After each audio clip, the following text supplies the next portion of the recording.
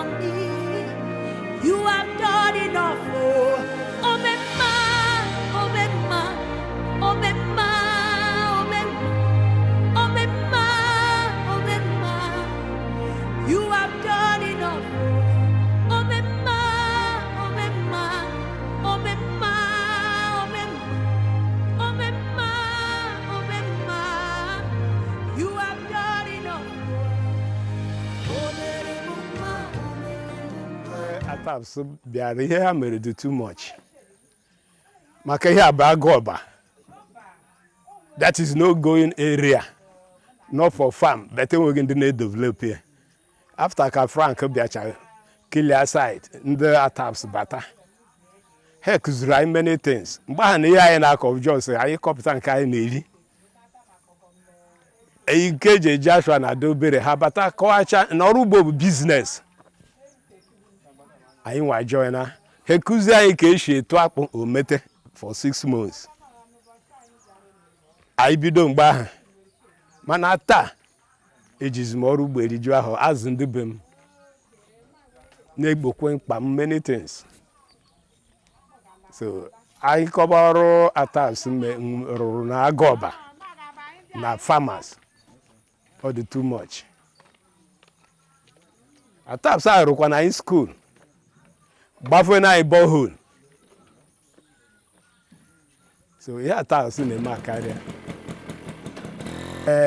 Ịma na Nigeria government achọghị ihe na Ghana ala n'iyi. Achọrọ itinye everything n'ọrụ ma ọ site na nkọwa ndị ATASP. So mgbe m hụrụ na ihe a na-ebupụta na azakpụ na ala n'iyi, mbịa nweze pigiri farm. Papụta na azakpụ a na-eji ya azụ eshi. Plus ihe ndị ọzọ a na-enyebe eshi. Ọ na-egro uru sikwa ebe ahụ na-abịa. So ya bụ uru esi m na-azụ. From the organic manure anyị na-enweta from ihe eshi na-anyụpụta, anyị tinyekwe n'ọrụ ugbo. Cassava procession. Anyị je na farm pụta abịa bacha tinye n'engine. Ọ bụrụ na ije na mgbago ebe a na ị ga-ahụkwa ebe a na-eye eye. Okay. Akwọ ya eyepụta ya ọ bụrụ garị. Ebukwere eji ashọ ha ncha bụ business. So then ATASP particularly has been so instrumental since I made them. I must be honest, I went into farming when I had no idea of what farming is all about. I never actually grew up in the farm, but then at the point when I made the decision, I needed to be guided. I needed knowledge. Without knowledge, we waste a whole lot of things. For me, it wasn't farming as usual. It was a business. So, and in business, you need to know, you need to learn. And so at the point when I met ATASP, it was like though the capital was necessary and I needed it, but the most prevailing need I needed at that point was the knowledge. I need to understand what I was going into. I needed to know how to go about things. So at that very point, they actually helped me. I've learned a whole lot, which has actually helped me in the farming project, so far. So at this stage, I can look back and I say, with the knowledge base I have already, I can say I'm grateful to ATASP-1 for their efforts. What farmers need more importantly is the knowledge first. Seeing agriculture as a business, not just as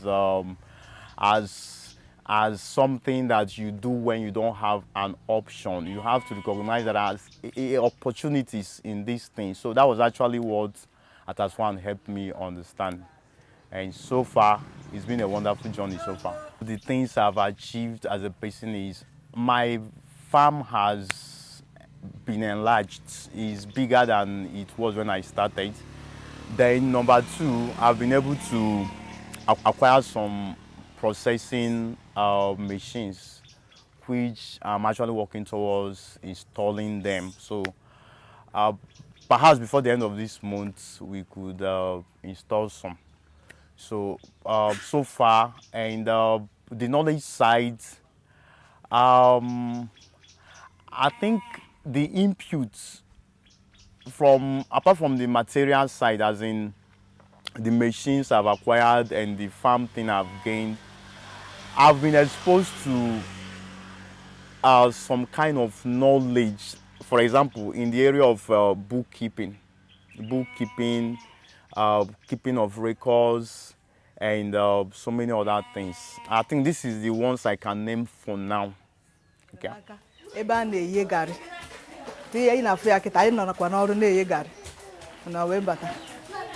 Uru anyị nwetego na ya ihe gari na agbada n'unu rọrọ anyị na-eme ka ihe gari ọsịsọ wee yepụtakwa nnukwu wee mekwa ka o benetara anyị oge anyị na-spend bụ na nke anyị je yebu gari n'oge mbụ. So uru anyị na-enweta na ya ka nkụ o mekwara ka akwụ anyị na-akọpụta ka ọ baa uru ka e were ya mee ihe dịka gari ka nụ anyị na-eye ebe a. So anyị enwetego uru ọfụma wee na-ebikwa ndụ dịka ndị gọọmenti bịara na be ya. So ya uru anyị nwetara. O wetara anyị more development na ọtụtụ agamniru dị iche iche na ọtụtụ ihe anyị na-amaghọ na akpa anyị na-apịgbu ma akpa anyị na-enweta na onwe ụzọ ose ana anyị n'iyi. Ma gọọmenti bịara mee anyị achọpụta na onwe ụzọ ose ana anyị n'iyi sikwa ebe a kịta anụnwa na-enweta obere ego everyday anyị bịara ebe a na anyị na-arụ ọrụ anyị na-enwe customers ọfụma na anyị ga-esi n'ime ya rụọ ya nwekwa olileanya na income anyị na-enweta ebe a na anyị ga-esi n'ime ya goro tankị ahụ nwanne m nwoke kwugo ihe mere mmebi anyị ga-esi n'income anyị na-enweta wee mezie ya because na ihe ebe ọ na-enye anyị ego na amatụ ego na-akpa anyị wee rụọ ya nọ ego ahụ ọ na-enye anyị ka anyị ga-esi n'ime ya na-edozi ya na-emekwa dị environment ka ọ na-adị n'iti. Ihe ọzọ na-enye anyị isi bụ na ya nwere ebe ụmụ nwaanyị na-anọgasị wee na-apịa akpụ ọ na-ebutere anyị nje ahịa onye bịa ọsị na anwụ na-acha ya o buru garị pụọ. Ọtụtụ ihe ka o mego ọtụtụ ndị mmadụ na-abịa ebe a na-abịasị kedu ndị wetara anyị ụdị ihe dị otu a ka anyị si wee nwee lọk wee nwee ha anyị na-ekene Chineke maka ihe ọma ọ na-emere anyị. So na-ayọkwa unu ka unu na-enebere anyị anya ebe ọ bụla anyị na-eme mistake ọ na-akọrekt anyị ATASP-1. Anọ m na anyị nwere cooperative anyị bụ Udo Amaka cooperative. So anyị wee banyela ndị ATASP. So mgbe anyị banyeziri ATASP anwa ka anyị mara na cooperative dị mma anyị wee fụbazie ihe anyị wee malitezie megin ịkọ ọrụ ugbo. So na mbụ mgbe anyị na-anọghị na ATASP a anyị wee akọchata mana mgbe ndị ATASP ka ha batara ka ha gwara anyị na mmadụ ịrụ ọrụ rụpụta ọrụ wee mara na ịrụ ọrụ rụta ọrụ rinne na ị ga-enweta ego mgbe anyị kọchata ihe anyị eri. So mgbe anyị banyeziri ATASP wee kọwala anyị sị na anyị na-akọ ọrụ n'iri nne anyị wee tinye ya ka wee mee gịnị wee kọọ datịn. So mgbe anyị kọrọ ya wee fute elele dị n'ime ya. So anyị wee na-akọzi nri ya wee na-akọzi nri nyafụ ya na-atọzide anyị ụtọ sef especially mụnwa na onwe m ebe ọ na nọrọ afịa mgbapụ ya ọsọ jee soro ibe m kili ya bụ ihe ATASP na-eme ihe riri nne na be anyị ha rụọla anyị afịa nnukwu afịa ha rụọla anyị ọ bụrụ sọsọ ọrụ ugbo ka ndị ATASP na-etren ma coach ha na-arụ ihe dị iche iche ha rụọla anyị afịa ụmụ nwaanyị be anyị na-azụzi afịa na-enwe aṅụrị. So abịakwa na ụmụ nwaanyị anyị bụ ndị kasị nsi anyị banyere na ATASP mgbe mbụ sị gị na anyị na-akọchata kịta anụ maka m mara na ịkọ ọrụ ugbo wee ezigbo biznes. Enwe mgbe bụkọs a kụzichaala anyị n'ile okporo mgbe anyị na-ere okporo onye bụ igbu ihe ya achịa na anyị na-eme ihe mana kịta anyị banyere na biznes ka anyị mara nọọ ezigbo biznes ka ọ bụ anyị na-adụ okporo ịdụchacha okporo otu anyị kọchara ihe a kịta taịm ruo kịta mgbuo okporo lebe okporo and ha kụziela anyị na ọ bụrụ na ị chọọ ile okporo o nwere ka ha si wee kụziri anyị na anyị ga na-apị 0.5 ka anyị ga na-emeshọ ya ma ị chọọ ile sọsọ okporo ị na-ele okporo biznes.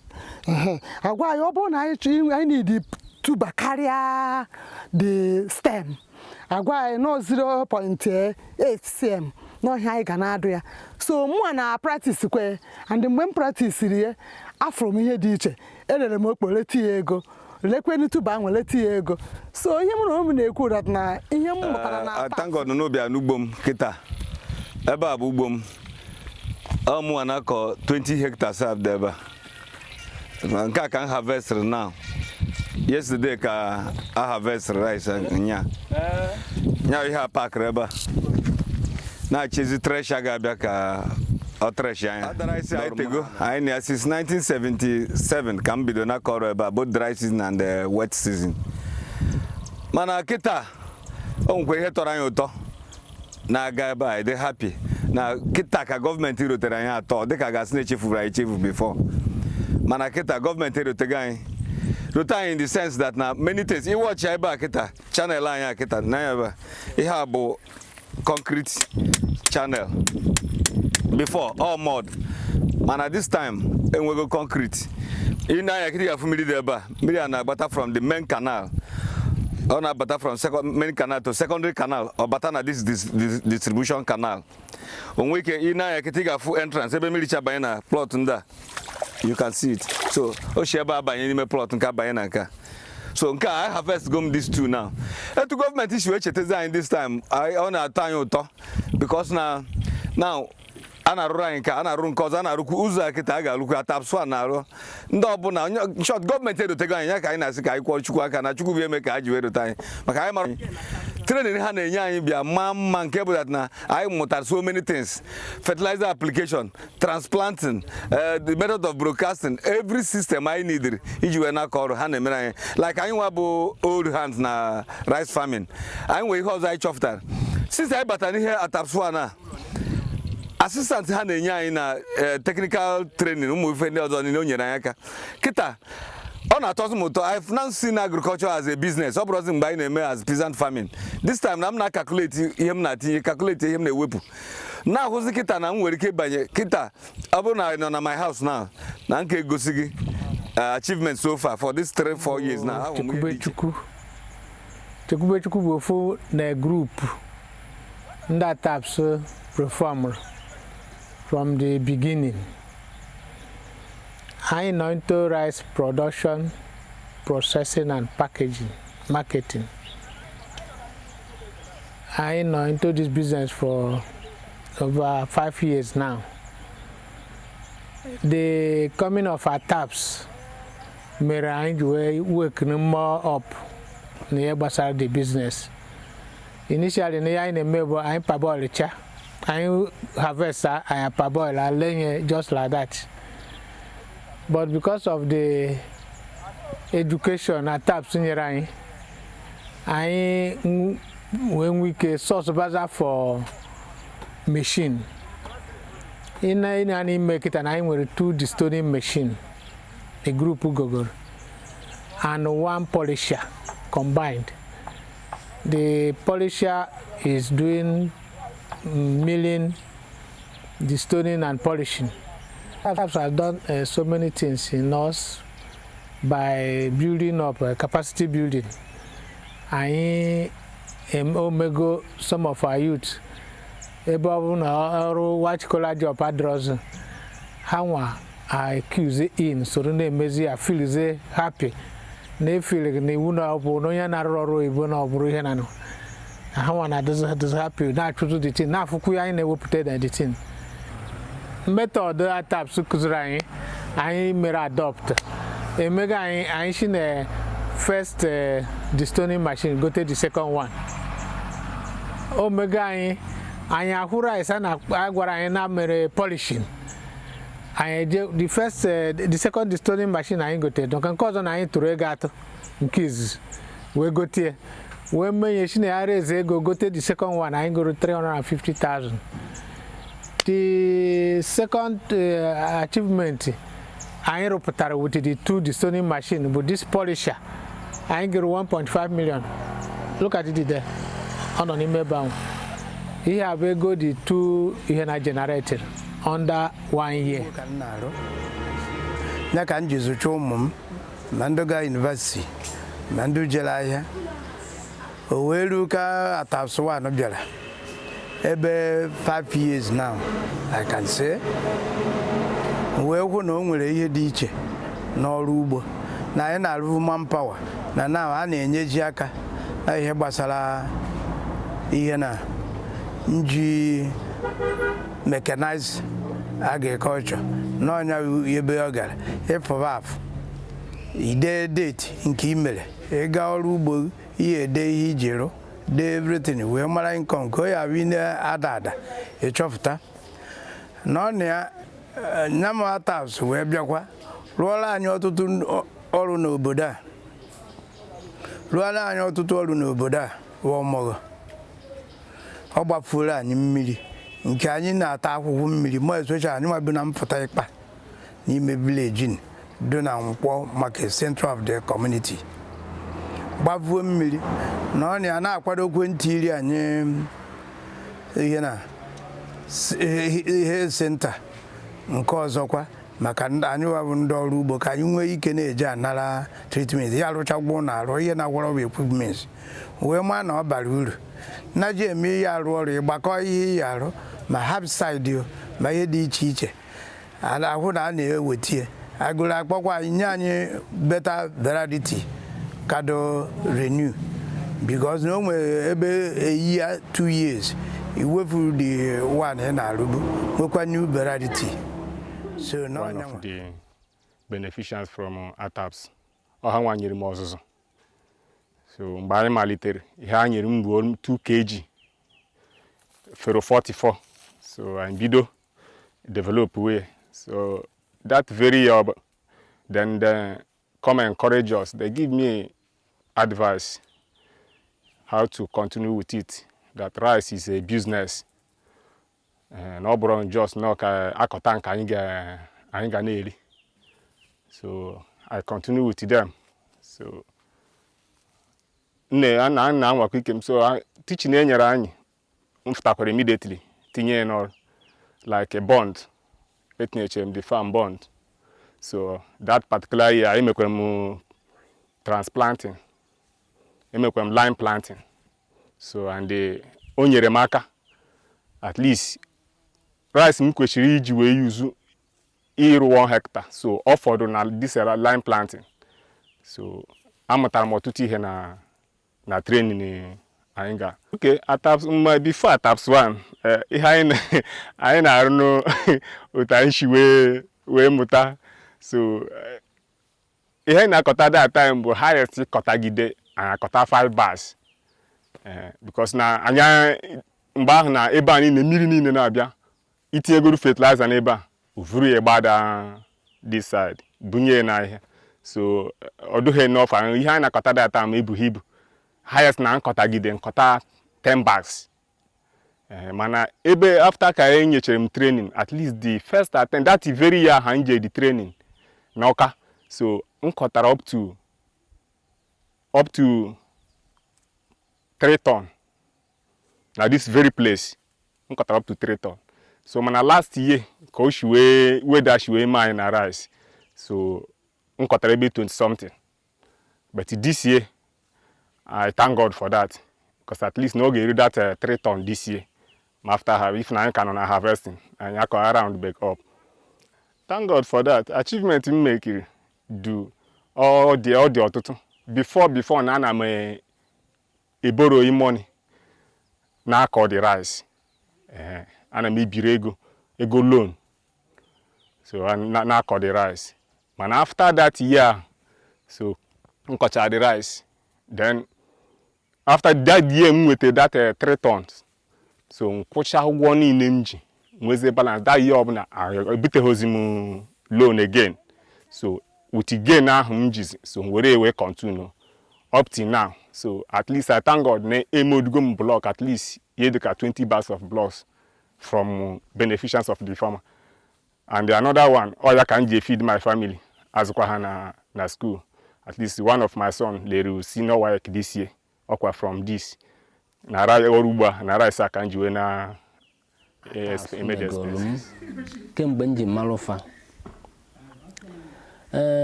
ihe ha megwekwana m kemgbe m ji mara ụfa erikokwana nne ọ bụ na ngọwasịba nke mbụ bụgodi na ọ bụ site na ATASP ka m ji marụ na ịdụ rice adụ na aka mmadụ nke a na-eje awụnye ya n'ọfịa na-aghara ya anya mgbe o ji mee na anya ejebelu. Nke ọzọ bụkwa na kemgbe m ji mata ATASP ha megarụ m expose mepee m anya mepewaga m anya na mmụta dị iche iche gbasara etu esi akọ rice. And site na mmụta ndị ahụ m nwetara n'aka ha, ihe m na-enwetabu na mbụ oge nka bidoburu ebido abụghịzi ihe m na-enweta. Ọ bụrụ na ebe m na-awụ nkọ bụ nweta nkọ 1 chain na-enweta 14s, nkọzie nkịta na enwere ana m enwetacha 18s na-enweta 19s in a plot, in a chain, according to otu anyị si emeshoba anyị. So n'ọkụ ya na mgbe ahụ kwa mụ na ha bidokwa aka m na-agụ university mgbe ahụ, and ọkwa site na rice anụnwa ka m sikwa asọt kwa ma ego ụgwọ akwụkwọ m ma ego textbook m na ihe niile m na-emepụta na rice. Oge m chọbara ịnụ nwaanyị ọkwakwa osokwa ego rice a osokwa because ọ gara m far long. Ọ gara m far long because ama m na mgbe nnụ nwa egoro m rice ego, and o sokwa na ego ndị m ji wee mekọta ihe m mere ihe a mgbe m nụrụ nwaanyị. Ọrụ ugbo na-emewo rice ka m na-akọ. N'oge izizi ebidobu m nkọ rice izizi n'oge ndị ATASP batara n'ọmụghị anyị ka ebido ememe introduce anyị join our cooperative or with the help of cooperative society anyị banye na ATASP. From there m dị interested na nkọ rice. The first quantity of rice enyere m bụ just 5 kg through the ATASP rep nọ na ọmụghị anyị bụ Ogo. So I started with that. With the gap, that is the good agronomic practices ha kụziela anyị, I adopted it, use one, the thing work well. So the gap, one of the gap practices that now, one na ebe anyị ga-akọ ife na anyị ga-eme bond. Emesi anya bond. That bond ga-enye aka retain mmiri. Nwekwa ike mgbe iji chọọ ntinye ya own fertilizer. Itinye fertilizer, ọ nwere chọọ ka o dre ka mmiri wash anya away. I close the thing. Then mgbe iji chọọ imegakwa, so ọ na-enye aka. Then in terms of business and nursery, the most important because ndị be anyị na-akọbu rice previously, but ọ na-aba eme nursery. Ụfọdụ ka nursery na-anọ 1 month and 2 weeks before ememe the transplanting. But with the ATASP, ha sị anyị na ọ ga-adị mma na ọwụ na transplant ya between 2 to 3 weeks, and I practice it. One of the advantages of doing that transplanting very early with that now, the tillers will develop many. Because I want to transplant at old age, when you can wear 1 or 2 tillers. But in you can see one seed rice now produce over 14, 15, 16 tillers. And once that is done, your yield is assured. Then, in terms of fertilizer, because we go for the kind of eating fertilizer, no ga na can produce chaffs. Now, Africa na acquire chaffs. But I go yet to get me apply fertilizer. Go where them. I make apply. Yeah, nine. Name line. Then, in terms of pests, because I have a lot of pests, I'm like introduced to pesticides. When can perfect killer, can for pests. So all these things in their taps, all these things introduced to us. It will be a man and now wallow in ignorance. Iga fusi. Now that 5 kg rice here 4 years ago, I get go see you. Nke for keta upon them since this year and the social rice. Nele fusi nke for the for. So on the benefits I know water from ATASP. ọrụ ugbo a na-alụ agwa na mbido with 5 kg seed rice, but now it grew to the extent that now ejirigo m emepụta ife niile many of the things ndị eme kịta because enwere moto now. Ego nkọpụta na ife abụ part of the thing you ego moto because all the man na-akọ ọrụ ugbo a agaghị m ego presently. So the motor dey ụmụaka m nọ na good schools without which they cannot go to those schools and they all borders in the school ha. So that is ife ATASP melem because of price. In 2017, and since that time it has been very impactful in my life, and my association with ATASP have helped great yield in things I've cultivated like sorghum and cassava. Before I joined ATASP, I used to cultivate cassava, but when I joined ATASP, that was when sorghum came in view, and since that time I've been having a very great yield. In terms of cassava, before I used to cultivate only 1 hectare of land, but since ATASP came in, I'm cultivating 3 hectares of land.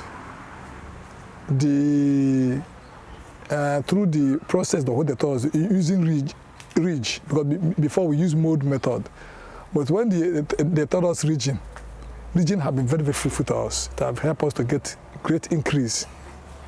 So we have had before, after everything, after cultivating 1 acre of land, I get that what I normally realize after all effort is around 500 kg. But now, I want to say it with all clearness that now we are getting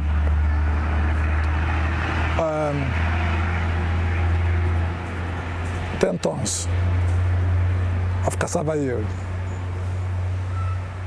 which is a very tremendous improvement. So sorghum, you know, when we started with sorghum the first time, we made some mistake because we cultivated it in July, so it didn't yield much. So the next time when we started in August, we had a very great increase and a very great yield. And even the sorghum, I'm still eating it. I have them abundant. So that's the food we have been eating. Even my mother, my sister, everybody, we have been sending it to them. And it has been very tremendous. They are very happy about it. ATASP intervention is one of the greatest achievements of the present federal government.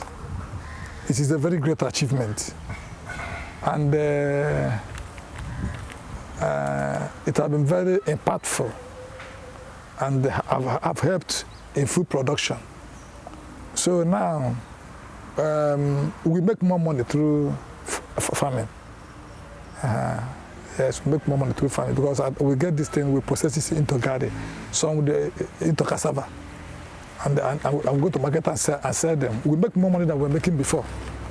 That is one of the, that is a very IP chairman, innovation platform chairman under ATASP-1 project, Ojo community.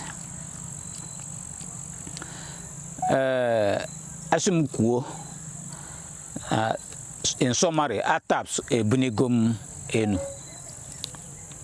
Oge ATASP bata, elum now udi project ndụ nke ọzọ nọ. Nsimba na ma meje gbariba na na-eme project na mesoro say register nam. All of a sudden, my brother sim go and register. Na nwa reformer nje register. Can register say na afu head there. Ana akuzuru me head iche iche. Nnam ochie bụ farmer. nna nke m direct bụ farmer mụnwa bụkwa farmer as well mana ihe ATAPS kụziere m amụtara m ya from ndị gboo anwa then na-eme ọ na-adaba until at a point nsi na m ga-ewekwala opportunity a jee nwee efe mmebele ka m wee na-elote ATASP-1 project oge izi ebidola anyị si nọọsọ training nọ akụkọ ka a na-akọ mana ikpeazụ anyị chọpụtazia na akụkọ anwa a na-akọ n'ụlọ ụdị ya initially rice bụ my value chain but in course of series of training a na-enye anyị nchọpụta na nke a na-akpọkwa sorghum n'ọdị ya mbanyekwo na sorghum ọlụbịa alụgide mie wee na-eje training na-anata fụ na ego dị na sorghum chọzili ka nke dị na rice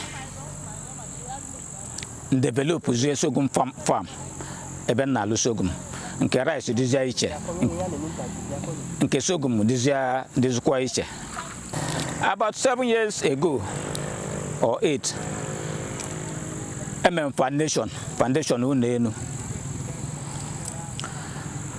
obele oge ego adịka ọgwụnarị m n'aka nlo na mama alụzi ya n'ọzi na nlọ ka m ga na-afụzi ya but all of a sudden ọ bụzi ejesi training pụta nje mee apply ife enye m na training mfu na ebe plot na-akọ bụ na-enye m 8 bags 6 bags 7 bags na plot na-enyezi m 22 bags maka spacing method and application of fertilizer ka esi gwa anyị oge izu anyị bidola ọlụ rice a ọ na-abụ nkọsịa rice etu a mbugodo ụzọ jee ya anya urea mana anyị mebezi ihe ATAPS nchọpụta na ọ bụrụ onye nwa the best we na-use the appropriate number of NPK and urea and ka ha si kụzili anyị nọzi anya ya nwetebe ego wee move to that ụlọ anwa nlo ka m ga na-afụzi ya last 2 years 2019 or 18 thereabout je bido ụlọ anwa bunye enye dek anya lunye nke enu pan anya today n'ime ụlọ m ka m bizi gotela anyị n'obodo a wee na-alụ ugbo ngosi akwụkwọ oke ngolo wee bịa join anya now onwe afa the farm bụ Amechina Farm Settlement and onwelu palm plantation the chief thing busy line up n'obodo a palm plantation and ịma na ọ dị season a n'oge ọkọchị then udu mmiri like this anyị alụbazia ugbo ihe ndị ọzọ maka naanị dị anyị nwere enough land anyị na-alụ ji akpụ ọka na oge ụfọdụ anyị alụọ vegetable like aṅala mana nke anwa bụ sometimes ọ dịrọ permanent so etu a ka anyị si eme ya until gọọmenti wee bịa through ATASP-1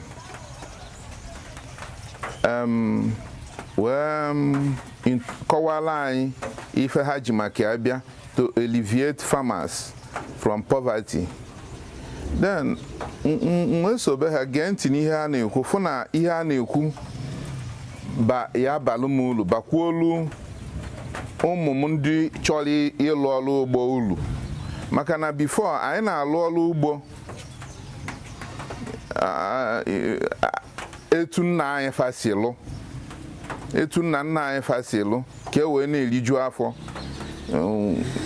ọ dị egbo ọkpụrụkpụ mkpa anyị adị akpụ ya ife mana kịta ihe anyị mụtara na ihe ha kụziri anyị ha akụzigolo anyị ọtụtụ nkụzi dị iche iche duru anyị jee ebe dị iche iche mepee anyị anya So ife mmụta na nkụzi ha na enyemaka fa buru ibu. Mbụ bụ na o mere m mma na ọrụ ugbo a na-alụ bụ nnukwute biznes, nnukwute ọlụ zuru mmadụ ịbụ nnukwu ọgaranya. Ha kụziri anyị ka esi apply n'ọrụ ugbo as business site na monitor season, natural season, and the soil difference and other things. Then ịlụ ọrụ with record, with bookkeeping, ka iwe malụ ego na itinye n'ime ọrụ ị na-alụ na ego na iwepụta, makwa ma inwe gain, nwere ulu dị ya. Ihe a ka amesi wee nene arọ neno na maka mụ na ha bido na 2018. Bido na 2018 wee luo na 2020. Mwefu na ezigbote ulu dị na nkụzi ha na-akụzili anyị. Ọtụtụ nni anyị amaburu maka ya ha webatala anyị. Ọ na-emetekwu na anịbe anyị ihe dịka sorghum. Ha onwekwu ụdị akpụ ha webatalụ. Akpụ na-eme within 5-6 months nni adigonia. Na ihe ndị ọzọ, rice too. Kụzikwela anyị ka esi ele ahịa. Kụziela anyị wee mali na anyị nwere ike konye ihe na je chọwa somebody onye na-eyuzu ihe anwa as who will be our off-taker. Onye ga-abịa buru ihe anwali ọma nkwe ka ọghọm ọbụla dịka arụrụ maọbụ ihe paste bịa lie ya, ọ bịa bukọrọ ozugbo, maọbụ onye anwa dị ready to sponsor you. Ịkọta ya in a big quantity. So ihe anyị mụtara n'aka ha rili nne. Mgbe ATASP a na-abatabeghị, anyị na-alụbu 1 hectare with 200 kg of rice broadcasting n'ime ọhịa. So at the end, anyị chọọ ibe ya bụ rice, anyị na-ebete ebe 10 bags, 9 bags per hectare. So as far as ATASP bịara, ha wee kụziela anyị ọgbara iche ka esi alụ rice. Gosiri na nke anyị na-alụ alụ na anyị na-ayafu akụ rice ayafu, na a na-ayafu product anyị ayafu. Kịta ka ATASP batara, anyị na-alụzi a hectare with 50 kg of rice by nurturing 1 meter by 10 meter. Bed iri 10 beds. I wee zụọ 1 hectare. And the end of the year, I na-enweta ebe 45, 46. So I wee mata, particularly mụ na onwe m wee mata, yes, na o nwere ihe dị iche mgbe ATASP na-abatabeghị na mgbe anyị na-alụ, anyị na-ebrokasị na anyị nwee nnukwu gain n'ime ATASP. Mụ na onwe m nwee nnukwu gain n'ime ATASP from 2017-18 wee gbagote wee luo tata. Wee nweta obere ego, arụ wee duwe m oyi. So si na na-azụ my family, si na na-akwụ ụgwọ akwụkwọ, si na wee mepe nwa obere kiosk shop a m nwere. Ọ site n'ihe m nweta ulu ATASP nrite na ATASP. My name is Mrs. Deborah Nwafọ from Ezira in Orumba South Local Government Area, Anambra State. I was a teacher. I retired as a headmistress in 2006. Then I'm a farmer now, and also a business woman. I've been doing decoration for years. I do hire cooking materials, drinks, wedding gowns, traditional marriage materials, and what have you. I also deal in clothing.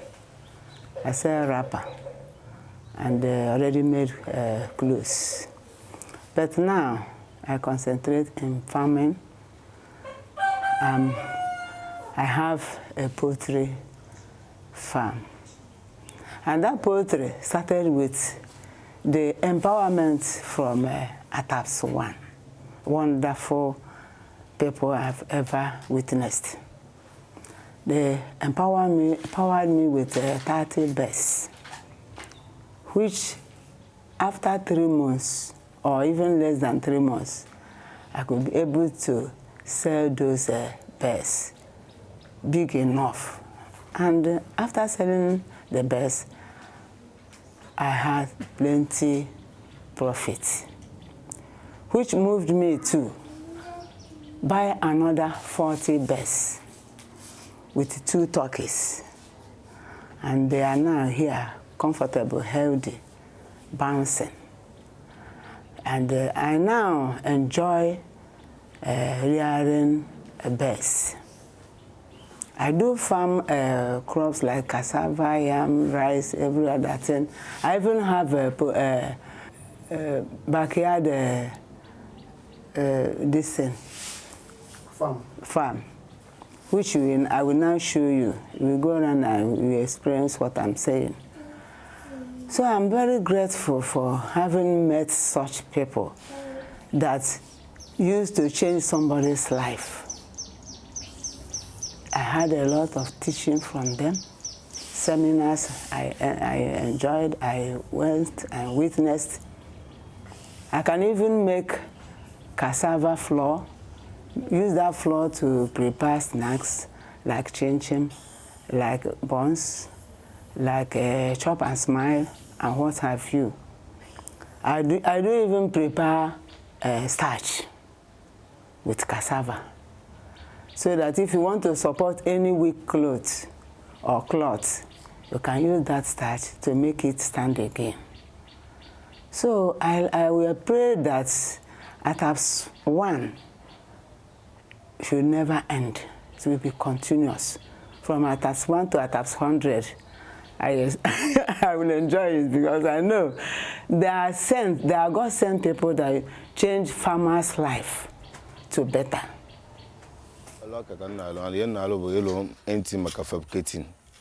Especially like grinding mill, rice thresher, crusher, cracker for breaking kernel.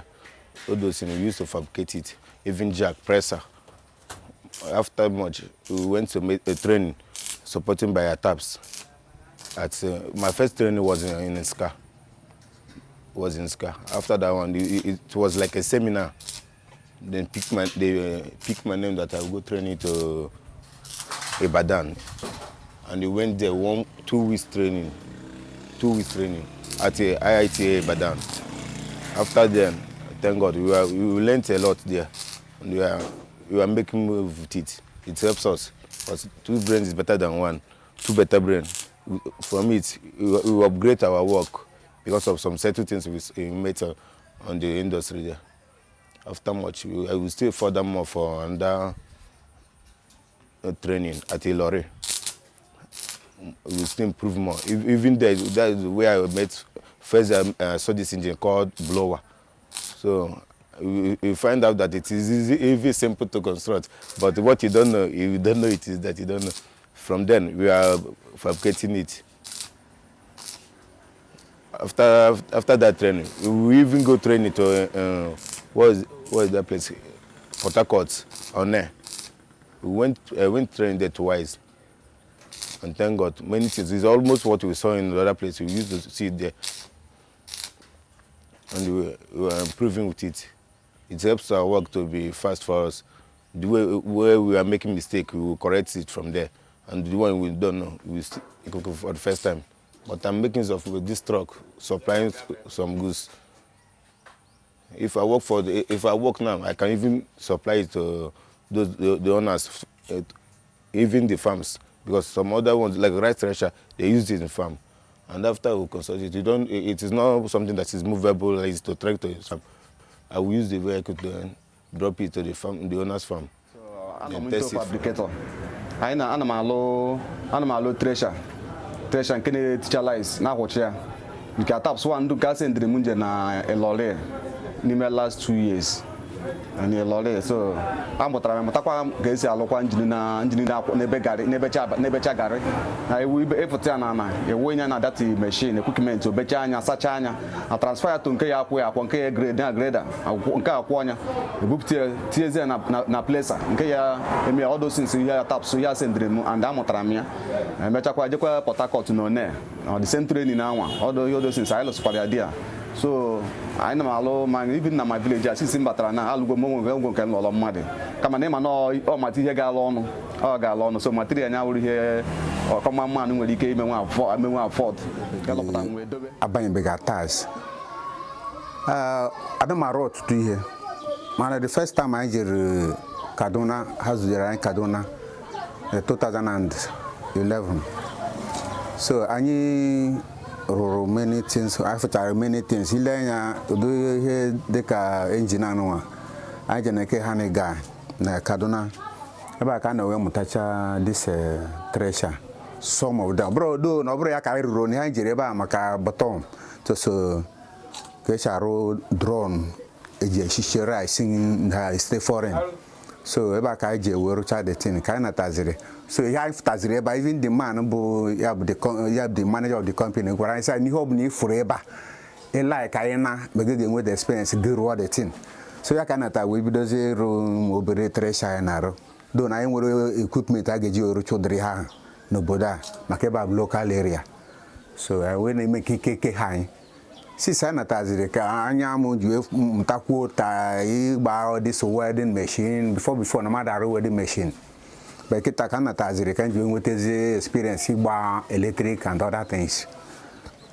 Na ya ta don an marcha don an marụ this thresher obere ya engine eji si asụ agwọ ka ebidogo m kịta rụbịa maka asị na ọ bụ njegeri ka ejere nwa mkpi.